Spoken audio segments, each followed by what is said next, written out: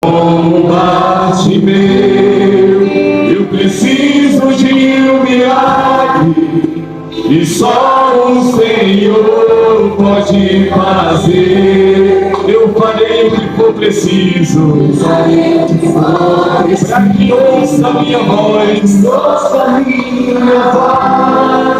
Filho de Davi, socorre-me. Senti eu sou tão frágil, a tua mão me sustenta de pé, me sustenta de pé. Mesmo que tudo se acabe, ainda me resta a fé.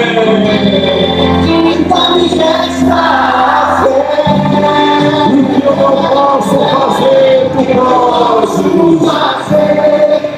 Tu podes. A mudança que eu preciso, tu podes. O milagre que eu espero,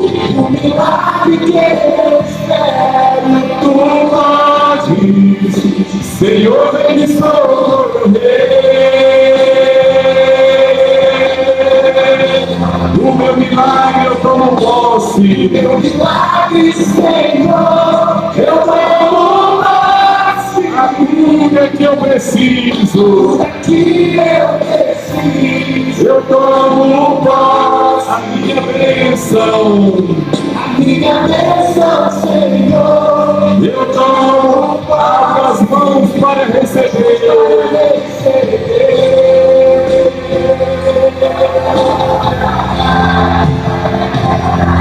O que eu não posso fazer, tu podes. Tu podes. A mudança que eu preciso, tu podes. O milagre que eu espero, tu podes. Senhor, vem me socorrer. O meu milagre eu tomo posse. O meu milagre, Senhor, eu tomo posse. A cura que eu preciso, eu tomo posse. A minha bênção, eu tomo posse. Abre as mãos para receber.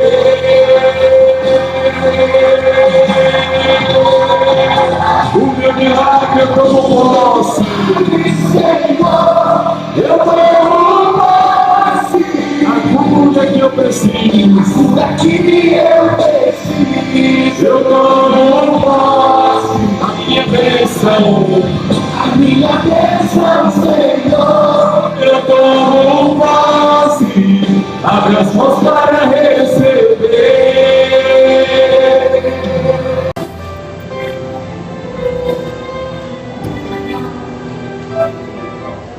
Glória a Deus. Todos encontraram? Romanos capítulo 5. Vamos ler o primeiro versículo. Tendo sido, pois, justificados pela fé, temos paz com Deus, por nosso Senhor Jesus Cristo. Versículo 2. Pelo qual também temos entrado pela fé a esta graça, no qual estamos firmes e nos gloriamos na esperança da glória de Deus. Diga glória a Deus. Então ele fala que, tendo sido, pois, justificados pela fé, a fé, ela justifica o ser humano, porque tudo que você fizer tem que ser pela fé. Por exemplo, você veio hoje aqui para a igreja, você veio, foi pela fé. Você lê a Bíblia, você ora, você acabou de fazer a sua oração. Por que você orou? Porque você tem fé que você vai receber aquilo que você pediu a Deus. Então tudo que o ser humano faz é pela fé. E a Bíblia diz que Abraão, ele foi justificado pela fé porque ele creu em Deus. A Bíblia diz que Abraão, ele creu em Deus e isso foi imputado como justiça. Glória a Deus.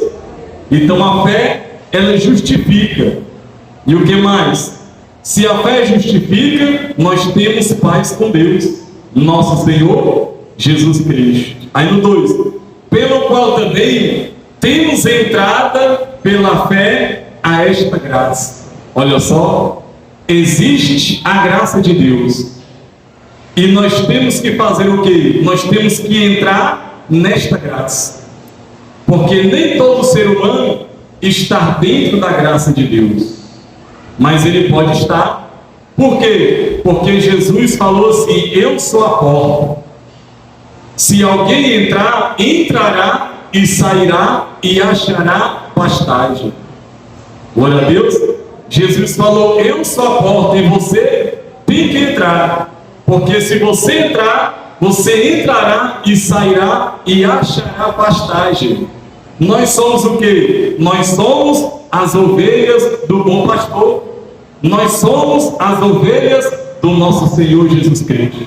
E Ele é a porta. Se nós passarmos por essa porta, nós vamos encontrar o alimento, o repouso, os cuidados do bom pastor. Glória a Deus. Então também, para a pessoa estar em um lugar, ela tem que entrar. Nós só estamos aqui dentro da igreja porque nós entramos. Nós só estamos participando deste culto, desta reunião dos filhos de Deus, porque nós entramos na igreja.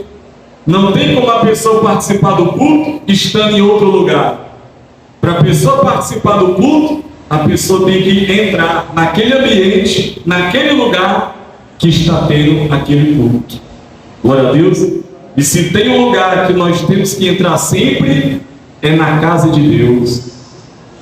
Salmista Davi diz: eu me alegrei quando me disseram, vamos à casa do Senhor. Glória a Deus.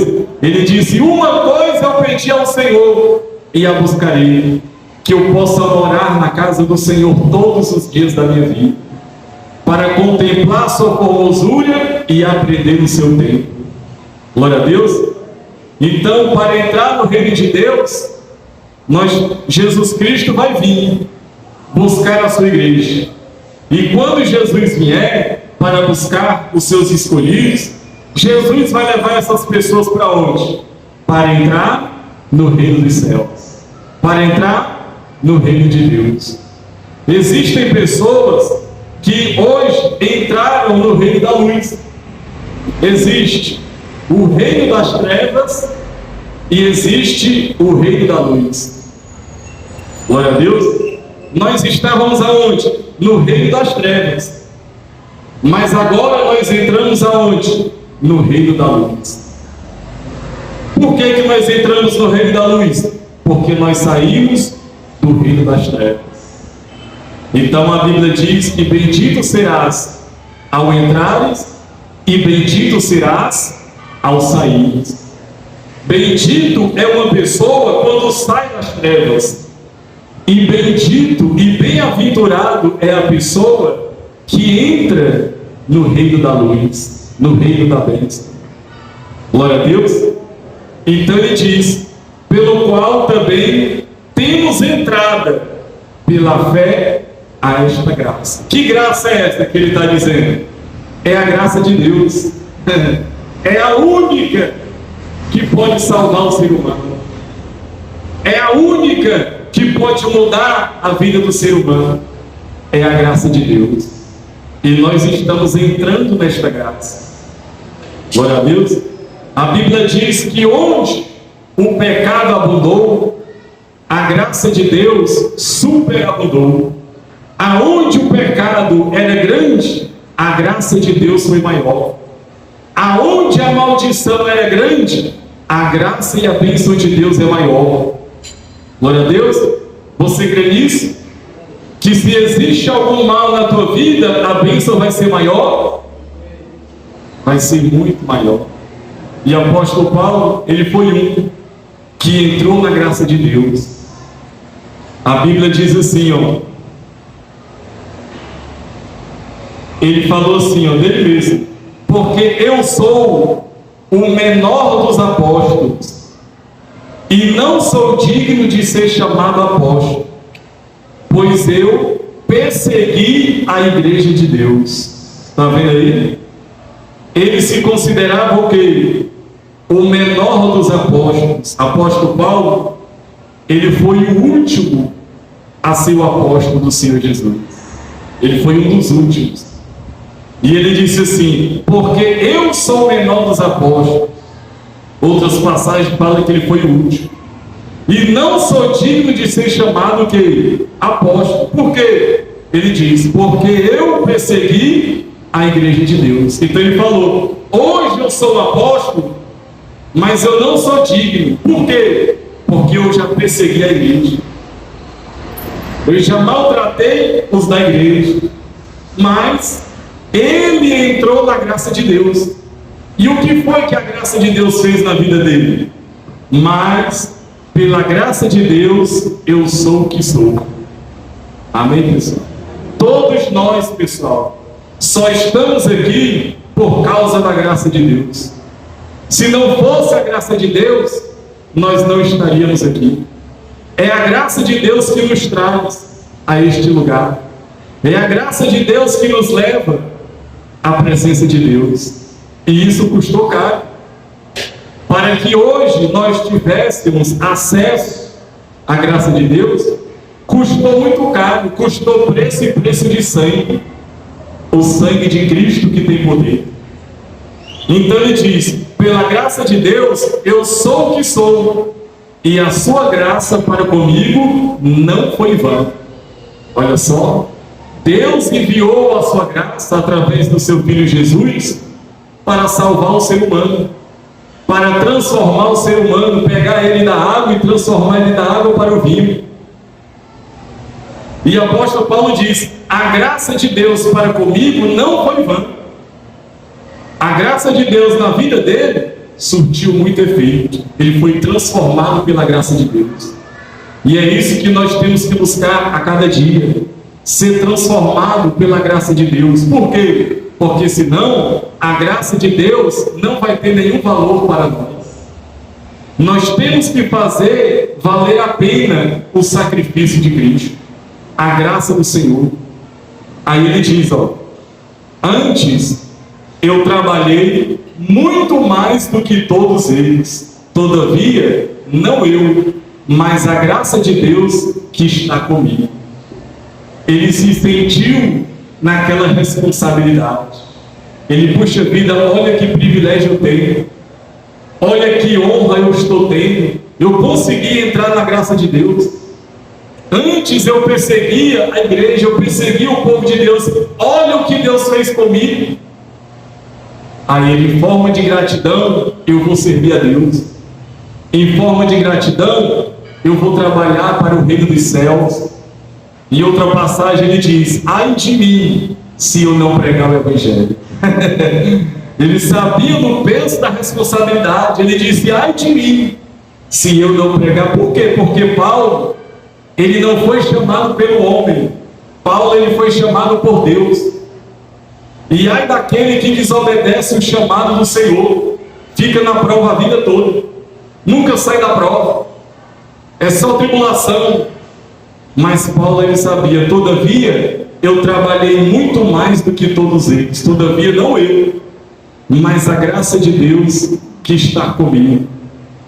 Ele reconhecia: não sou eu que está trabalhando, é a graça de Deus em mim. Não sou eu que faz nada, é a graça de Deus em mim. Ele reconheceu que era por causa da graça de Deus que estava acontecendo tudo aquilo na vida dele. É por causa da graça de Deus que os enfermos são curados. É por causa da graça de Deus que as pessoas são libertas. É por causa da graça de Deus que existe salvação, arrependimento. É por causa da graça de Deus. Amém? Em outra passagem, Deus deu a ele um espinho na carne, uma provação. Segundo ele, era um mensageiro de Satanás. que o perseguia.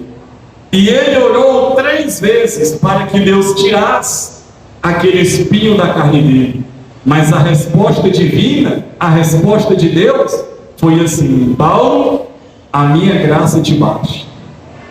Olha só, o homem tinha tanto a graça de Deus que mesmo na provação Deus falou para ele: você já tem o que você precisa. Não importa o que você esteja passando, não importa o espinho que está na tua carne, o que importa é que você tem a graça de Deus. Amém? Louvado seja o nosso Deus por conta disso, pelo qual também temos entrada pela fé a esta graça. Somente pela fé nós vamos conseguir entrar na graça de Deus. E quando você entra na graça de Deus, então você tem o favor de Deus, você tem a ajuda de Deus, você tem Deus para te ajudar aqui na terra. Aí ele continua dizendo: no qual estamos firmes e nos gloriamos na esperança da glória de Deus. Então é isso. Ele entrou na graça de Deus, ele tinha o quê? Uma esperança de entrar na glória de Deus, de ver a glória de Deus. Nós estamos aqui, nós temos uma esperança de ver a glória de Deus na nossa vida ainda nesse ano. Nós temos a esperança de ver o agir de Deus ainda nesse ano. Versículo 3: não somente isto, mas também nos gloriamos nas tribulações, sabendo que a tribulação produz a paciência. Então, se você tem a esperança de ver a glória de Deus na sua vida, na sua casa, na sua família, você que deseja ver a glória de Deus naquilo que você pede a Deus, você tem que ter o que? A paciência. Apóstolo Paulo, ele cita aqui dizendo que ele se gloria na tribulação. Isso quer dizer o quê? Que ele estava tendo prazer em passar tribulações. Porque o verdadeiro cristão, ele é provado no fogo. O verdadeiro cristão, quando aparecem as tribulações, não tira ele da presença de Deus, não desanima ele, não faz ele perder a fé. O verdadeiro cristão, quando a tribulação aparece, leva ele para mais perto de Deus. A tribulação, quando aparece na vida do cristão, leva ele a ficar mais firme e mais forte na fé. Então Paulo, ele começou a perceber que as tribulações, as aflições que apareciam na vida dele, estavam contribuindo para o bem dele, estava contribuindo para que ele viesse se aproximar mais de Deus, para que Deus viesse usar mais ele ainda. Glória a Deus. Aquelas tribulações eram apenas um galho que estava sendo jogado para aumentar aquele fogo, para aumentar aquela fogueira. Então Paulo olhou e disse: rapaz, quanto mais tribulação eu passo, mais perto de Deus eu fico. Quanto mais prova, quanto mais luta eu passo, mais Deus me usa, mais Deus me abençoa, mais Deus me honra. Então ele começou o quê? A sentir prazer na tribulação. Glória a Deus. Às vezes a gente tem medo, a gente tem medo de tribulação, a gente tem medo das aflições, mas nós temos que ter essa esperança que Paulo tinha. Quanto mais tribulação na minha vida, isso vai contribuir mais e mais para o meu bem. Glória a Deus. A tribulação não me afasta de Deus, pelo contrário, a tribulação me faz chegar mais perto de Deus ainda, me faz crer mais em Deus ainda. Aí ele diz: nos gloriamos nas tribulações, sabendo que a tribulação produz o quê? A paciência. A paciência. Por quê, pastor, que nós temos que ter paciência? Porque não é do nosso jeito, não é do nosso tempo, não é como a gente quer, é do jeito que Deus quer. A Bíblia diz: o homem pode fazer planos, mas a resposta final, a resposta certa vem de Deus. O salmista Davi, ele diz no Salmo 40: Eu esperei com paciência no Senhor, e Ele se inclinou para mim e ouviu o meu clamor, e me tirou de um tremedal de lama, de um charco de lodo, e firmou os meus passos sobre a rocha. Tenha paciência, porque Deus vai te tirar dessa situação difícil. Tenha paciência, porque o Senhor vai te tirar dessa tribulação. Olha o que ele diz: eu esperei confiantemente, com paciência no Senhor, e Ele se inclinou para mim e ouviu o meu clamor. Olha aí, valeu a pena ou não valeu esperar em Deus? Valeu a pena ou não valeu ter paciência? Valeu. Ele diz: olha onde é que ele estava, me tirou de um charco de lodo, de um tremedal de lama. Olha onde ele estava, e firmou os meus passos sobre a rocha. Tenha paciência, que você vai ver a glória de Deus. Versículo 4: e a paciência gera o quê? A experiência. Outra coisa que nós temos que ter: experiência.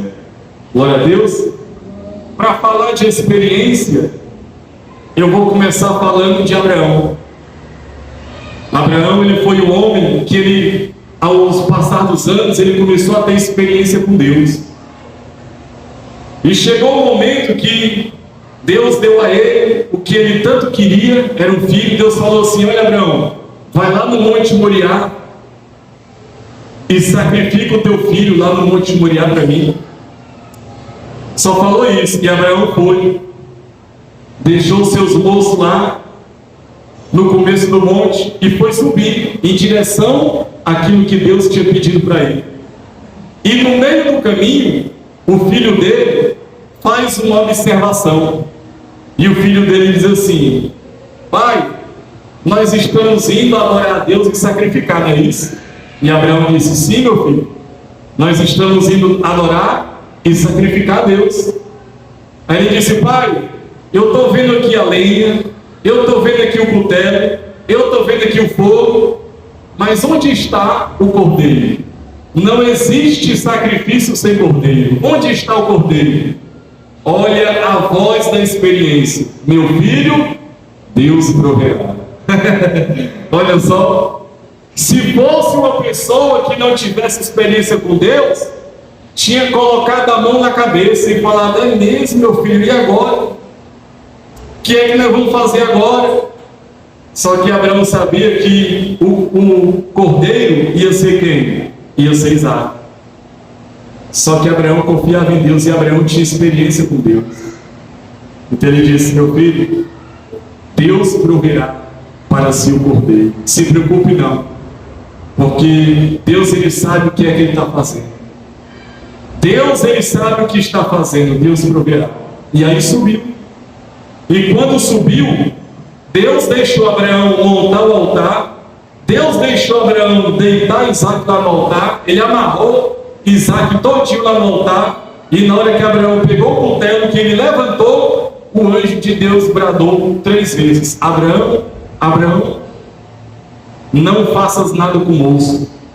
Olha para trás. Atrás de ti tem um carneiro. Vai lá e sacrifique esse carneiro no lugar do menino. Olha só, pessoal. Abraão tinha ou não tinha experiência com Deus? Ele sabia alguma coisa Deus vai fazer. Quando ele chegou lá em cima, Deus, sem avisar nada para ele, avisou na hora: Abraão, não faças nada com o menino. Olha para trás de ti. De trás de ti tem um carneiro. Ali está o cordeiro que ele te perguntou onde estava. Glória a Deus. Vamos falar agora de Davi. Davi também, ele era um homem experiente. Glória a Deus. E nós também temos que ser. Olha o que Davi fala: eu fui moço e agora sou velho. Você sabe, né? As pessoas que têm mais idade é mais experiente do que os mais novos. Sim ou não? As pessoas falam isso, falam, não falam? As pessoas que têm mais idade têm mais experiência. Olha o que Davi diz: eu fui moço, mas agora eu sou velho, e eu nunca vi um justo ser desamparado, e nem a sua descendência mendigar o pão. Olha aí. Davi estava contando da experiência dele. Eu já fui moço, eu já fui novo, agora estou velho. Mas em toda a minha vida eu nunca vi um justo ser desamparado, e nem a sua descendência mendigar. Olha aí, Daniel, ele foi levado cativo para a Babilônia. Ele ia aprender a língua dos caldeus e ia ficar trabalhando no palácio do rei. O eunuco do rei falou assim: vocês vão comer a comida do rei e vocês vão beber a bebida do rei. Daniel disse assim: não, senhor eunuco, eu prefiro comer apenas legumes e água. O eunuco disse: não, você não pode fazer isso, porque se você comer só legumes e água, você vai ficar fraco, o seu semblante vai ficar caído, e o rei vai mandar lhe chamar e vai perguntar por que só eles estão assim. E Daniel falou: eunuco, vamos fazer um teste, vamos fazer uma experiência durante 10 dias. Se durante 10 dias nós estivermos fracos, como o Senhor está dizendo, semblante caído, a gente vai comer a comida do rei. E o eunuco falou: pois então tá bom, vamos fazer uma experiência dentro de 10 dias. E depois daqueles 10 dias, Daniel e os seus companheiros estavam mais gordos, mais fortes e de melhor aparência. Olha aí, ó. Daniel tinha o que, pessoal? Experiência. Ele falou para o eunuco: vamos fazer assim que vai dar certo. E o eunuco: não, desse jeito não vai dar certo. E ele falou: pois então vamos fazer o teste. Quando fiz o teste, Daniel estava certo, porque ele tinha o quê? Experiências com Deus. A experiência é muito importante para a sua fé e para a sua confiança em Deus. Isso só adquire com o tempo. Não é da noite para o dia que nós vamos adquirir experiência com Deus.